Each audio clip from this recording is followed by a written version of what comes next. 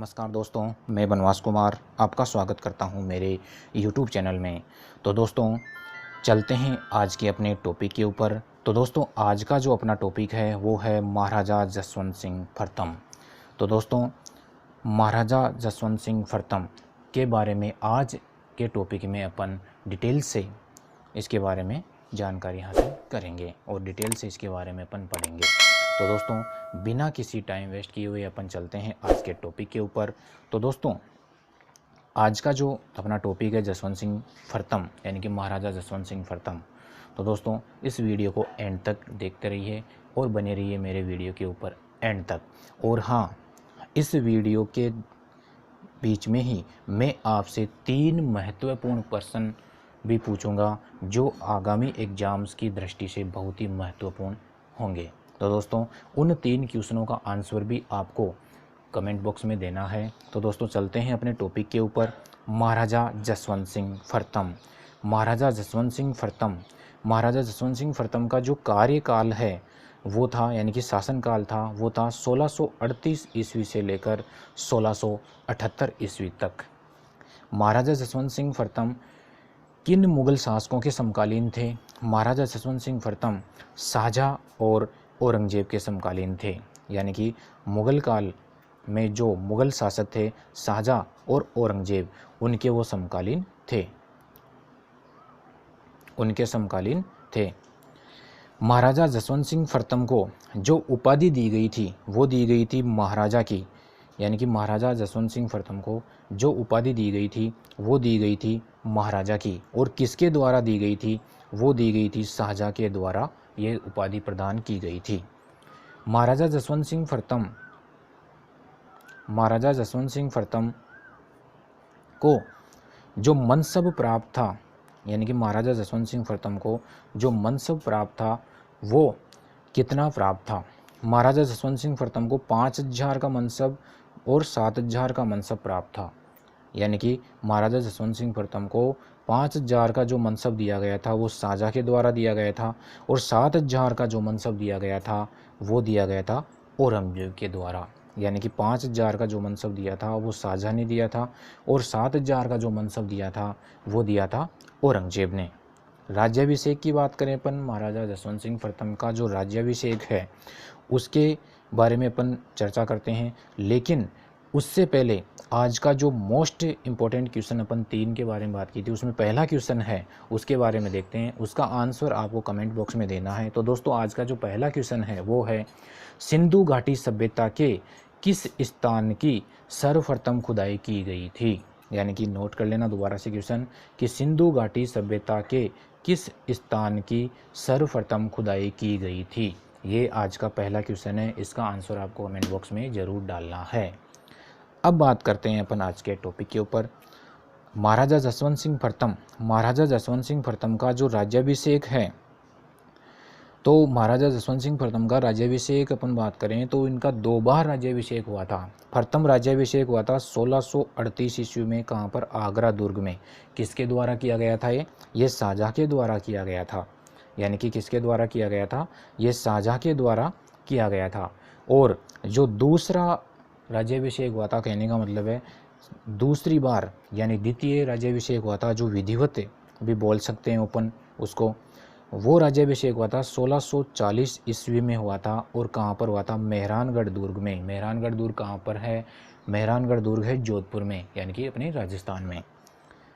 तो दोस्तों महाराजा जसवंत सिंह फर्तम का दूसरा राज्याभिषेक हुआ था 1640 ईस्वी में, मेहरानगढ़ दुर्ग यानी कि जोधपुर में। अब बात करते हैं महाराजा जसवंत सिंह फर्तम। महाराजा जसवंत सिंह फर्तम के जो प्रधानमंत्री थे वो कौन थे? राज सिंह कुपावत। यानी कि महाराजा जसवंत सिंह फर्तम के जो प्रधानमंत्री थे वो थे राज सिंह कुपावत। महाराजा जसवंत सिंह फर्तम के जो प्रधानमंत्री थे उनकी छतरी, यानी कि प्रधानमंत्री की छतरी कहाँ पर बनी हुई है? इंपॉर्टेंट क्वेश्चन है, नोट कर लेना। मेहरानगढ़ दुर्ग की तलहटी में बनी हुई है। कहाँ पर? जोधपुर में। ये पूछा भी जा सकता है कि प्रधानमंत्री की छतरी कहाँ पर बनी हुई है? मेहरानगढ़ दुर्ग की तलहटी यानी कि जोधपुर में ये छतरी बनी हुई है। दोस्तों आगे चलते हैं। नेक्स्ट अपना यानी कि इसमें पूछा जा सकता है आगे कि महाराजा जसवंत सिंह प्रथम ने अमर सिंह राठौड़ की पुत्री का विवाह किसके साथ किया था। नेक्स्ट है महाराजा जसवंत सिंह प्रथम ने अमर सिंह राठौड़ की पुत्री का विवाह किसके साथ किया था। दारा सिकों के साथ किया था। किसके साथ किया था। दारा सिकों के साथ किया था।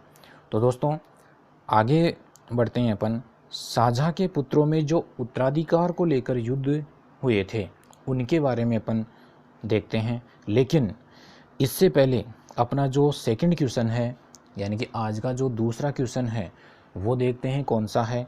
तो दूसरा क्वेश्चन आप नोट करना।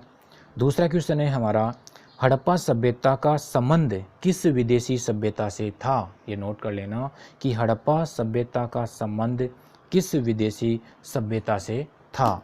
तो दूसरा क्वेश्चन था हड़प्पा सभ्यता का संबंध किस विदेशी सभ्यता से था। इसका क्वेश्चन आपको कमेंट बॉक्स में ज़रूर देना है, क्योंकि ये क्वेश्चन बहुत ही इम्पोर्टेंट है एग्ज़ाम की दृष्टि से, चाहे वो किसी भी एग्ज़ाम हो।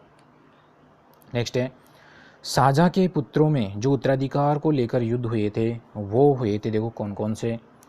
यानी कि शाहजहाँ 1656 ईस्वी में बीमार पड़ गए थे। यानी कि शाहजहाँ 1656 ईस्वी में क्या हो गए थे, बीमार हो गए थे। और जब शाहजहाँ 1656 ईस्वी में बीमार हो गए थे तो उसके बाद में शाहजहाँ के पुत्रों में उत्तराधिकार को लेकर युद्ध स्टार्ट हो जाते हैं।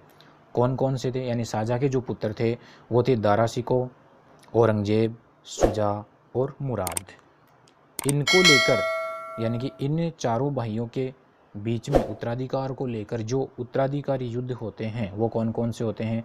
धर्मत का युद्ध, सामूगढ़ का युद्ध और दोराई का युद्ध। यानी कि चारों भाई थे, दारा शिकोह, औरंगजेब, शुजा और मुराद। इन चारों के बीच में उत्तराधिकार को लेकर जो युद्ध हुए थे वो युद्ध हुए थे। धर्मत का युद्ध हुआ था, सामूगढ़ का युद्ध हुआ था और दोराई का युद्ध हुआ था। इसको शॉर्ट में याद करने के लिए मैं आपको ट्रिक दे रहा हूँ कि शाहजहाँ के चारों पुत्र है वो कौन कौन से हैं, इनका क्या नाम है, उसको आप यानी कि शॉर्ट रूप में भी देख सकते हैं। उसकी शॉर्ट ट्रिक है DOSM, यानी कि D यानी दारा शिकोह, O औरंगजेब, S यानी शुजा और M यानी मुराद। और जो युद्ध हुए थे वो हुए थे DSD यानी धर्मत, सामूगढ़ और दोराई। तो इस प्रकार अपन याद कर सकते हैं। DOSM के मध्य DSD के युद्ध हुए थे, यानी कि DOSM के मध्य DSD के युद्ध हुए थे। इस प्रकार अपन इसको याद कर सकते हैं। आगे देखते हैं। नेक्स्ट है, महाराजा जसवंत सिंह प्रथम ने धर्मत के युद्ध में किसका साथ दिया था। दारा शिकोह का साथ दिया था। यानी कि जो तीनों भाइयों के बीच में, ये चारों भाइयों के बीच में जो युद्ध होते हैं उत्तराधिकार को लेकर, उनमें महाराजा जसवंत सिंह प्रथम ने धर्मत के युद्ध में किसका साथ दिया था। दारा शिकोह का साथ दिया था। अब बात करते हैं अपने तीसरे क्वेश्चन के बारे में, यानी कि आज का जो मोस्ट क्वेश्चन है, तीसरा क्वेश्चन है, उसके बारे में अपन चर्चा करते हैं। तो तीसरा क्वेश्चन नोट करना। तीसरा क्वेश्चन है अपना, हड़प्पा किस नदी के किनारे पर स्थित है। यानी कि हड़प्पा किस नदी के किनारे पर स्थित है। इसका आंसर आपको कमेंट बॉक्स में देना है। आगे देखते हैं अपना टॉपिक। मिर्जा राजा जयसिंह के कहने पर, यानी कि मिर्जा राजा जयसिंह के कहने पर इन दोनों युद्धों में महाराजा जसवंत सिंह प्रथम ने किसी का साथ नहीं दिया था। यानी कि महाराजा जसवंत सिंह प्रथम ने किसी का भी साथ नहीं दिया था। कौन से दो युद्ध थे, सामूगढ़ का युद्ध था और दोराई का युद्ध था। यानी कि महाराजा जसवंत सिंह प्रथम ने धर्मत के युद्ध में तो दारा शिकोह का साथ दिया था, लेकिन सामूगढ़ के युद्ध में और दोराई के युद्ध में किसी का भी साथ नहीं दिया था। किसके कहने पर, मिर्जा राजा जयसिंह के कहने पर। आगे देखते हैं अपन। हाँ, यानी कि मिर्जा राजा जयसिंह के कहने पर किसी का भी साथ नहीं दिया था। नेक्स्ट है औरंगजेब ने उत्तराधिकारी का अंतिम युद्ध, यानी कि औरंगजेब ने उत्तराधिकारी का अंतिम युद्ध कौन सा जीता था।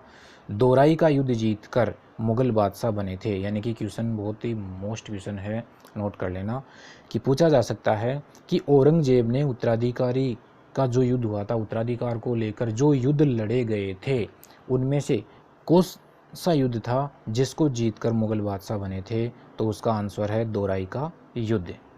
नेक्स्ट है, महाराजा जसवंत सिंह प्रथम को माफ़ कर दिया था किसने? औरंगजेब ने।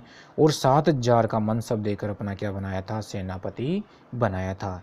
ये नोट कर लेना कि 7,000 का मनसब किसने दिया था? औरंगजेब ने दिया था और अपना सेनापति बनाया था।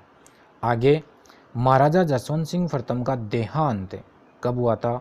1678 ईस्वी में हुआ था। कहाँ पर? जमरुद में हुआ था। और जमरुद कहाँ पर है? काबुल में। ये ध्यान रखना कि महाराजा जसवंत सिंह प्रथम का जो देहांत हुआ था वो 1678 ईस्वी में हुआ था, जमरुद में हुआ था। और जमरुद कहाँ पर है? काबुल में है। औरंगजेब ने क्या कहा था जब महाराजा जसवंत सिंह का देहांत हो जाता है तब? ये बहुत ही मोस्ट पॉइंट है कि औरंगजेब ने कहा, यानी कि औरंगजेब ने क्या कहा था जसवंत सिंह प्रथम की मृत्यु के उपरांत कि आज कृप का दरवाज़ा टूट गया है। कृप का मतलब होता है कि धर्म विरोधी दरवाज़ा टूट गया है। जसवंत सिंह की मृत्यु के उपरांत कहा था, ये किसने कहा था? औरंगजेब ने। 1678 ईस्वी में मारवाड़ को खालसा घोषित कर दिया था किसने? औरंगजेब ने, जो 1707 ईस्वी तक रहा था। ये नोट कर लेना कि 1678 ईस्वी में मारवाड़ को क्या कर दिया था? खालसा घोषित कर दिया था, जो 1707 ईस्वी तक रहा था। खालसा का मतलब होता है कि उस समय कोई भी राजपूत शासक नहीं था, ये मुगलों के अधीन था। तो इस प्रकार अपना जो जसवंत सिंह यानी कि महाराजा जसवंत सिंह का जो अपना टॉपिक था वो इतना ही है। नेक्स्ट टॉपिक में यानी कि कुछ नया टॉपिक लेकर आएंगे। तब तक के लिए जय हिंद, जय भारत। लेकिन विदा होने से पहले मैं आपको एक बात कहना चाहता हूँ कि अगर मेरा वीडियो अगर आपको अच्छा लगे, अगर मेरा जो टॉपिक है वो आपको अगर वास्तव में ही इंफॉर्मेशनल लगे कि वास्तव में ये इम्पोर्टेंस रखता है एग्ज़ाम की दृष्टि से, तो इसको लाइक करना, शेयर करना और कमेंट करना। मैं आपके लिए ऐसे ही एजुकेशनल यानी कि इंफॉर्मेशन टॉपिक है, एजुकेशन से संबंधित, कंपटीशन एग्ज़ाम से संबंधित ऐसे ही टॉपिक है जो बहुत ही महत्वपूर्ण हिस्सा रखते हैं एग्ज़ाम में, उनको लेकर मैं आपको यानी कि आपके सामने आता रहूँगा। तब तक के लिए जय हिंद, जय भारत।